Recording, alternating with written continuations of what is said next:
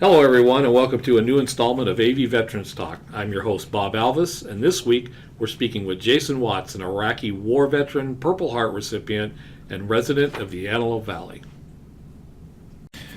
So, you come back, you discharged from the service. Actually, we're still serving, still the National Guard. Oh, you're still in the National Guard. Where did I miss that? I don't know. That's not everything. So you're still serving our country. Yeah. That's great. And you're still doing the weekend warrior thing we call it. Still doing that. This June coming up, this June will be 17 years I've been in. Yeah. The guys you're serving, are you still with the group out of Fullerton? Or? I'm still attached to them, but what I did is, with my injuries, there's a lot of the infantry stuff I just couldn't do anymore. Mm-hmm. So instead of just sitting around an armory, answering phones and doing stuff like that, I found a unit. What the National Guard has nationwide is a program called RSP, Recruit Sustainment Program. Mm-hmm. So the kids that join that are on the delayed entry program that are enlisted, but they don't ship out for a few months. Yep. We get them together 1 weekend a month and basically teach them the stuff they're going to need to know for basic training. So I'm one of the instructors for that. Oh, nice. Yeah. And do you travel around to different? No, we have one location. There's like 7 or 8 locations throughout California, and so I go to Los Alamitos, the joint base down there. Cool. So what do you think of the young men and women that are joining today? I'm pretty different mindset. Different. I would say compared to most of the people their age, yeah. But I have a little respect for them because I'll admit when I joined and a lot of guys that joined around my time, there was nothing going on. So I think it takes a little more courage to join now, knowing 110% that, you are going to deploy and go over there. Yeah. And, once again, it's amazing because I think of my generation, your generation, and now I look at you as a young guy. But, now you're tootling the generation of young guys to you that they're looking to you as the old man, right? Yeah. Oh yeah. And training them and stuff. But especially in such the dynamics of the United States today, and the debates back and forth about everything. But the mindset of the young people coming in today, are they looking for military service today? I'm sure you get people that are patriots. Oh yeah. Young people that are patriots. Some looking for opportunities. I would say maybe.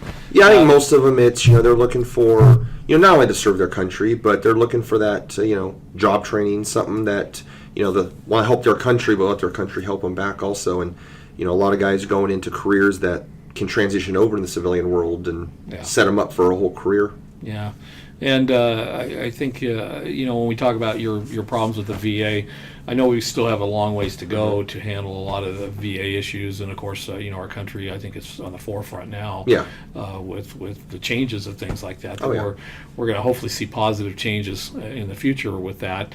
And, of course, coming to you and people talking to you, especially after your injuries, things like that, young people come up to you, and even though you're the old guy, and they say, like, wow, what was it like to be, and like that. And they're always curious. Do you ever see that look in their eye of like, oh, man, this could happen to me? And some of it, when I'm doing my weekend drills with the kids that have joined, I'll be honest, I don't talk a lot about, or I don't bring it up. I get that. Because some people will be a little more, oh, am I doing the right thing or whatever. Yeah. But sometimes it'll leak out, or if I'm wearing PT shorts and they see my legs all scarred up, it's what happened. And some of them are oh wow, this could happen to me. And then a lot of the kids that join the infantry or those combat branches like artillery and cav and stuff kind of tend to gravitate towards me, wanting to know like, what's it like? What's combat like? What do I have to look forward to? What's going to be happening to me? Yeah.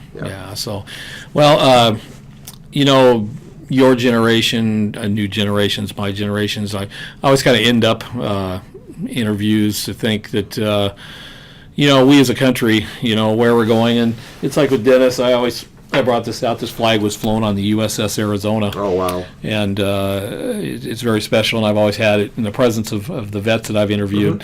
That someday, we'll pass it on to some location to be meaningful and be shared with a lot of people.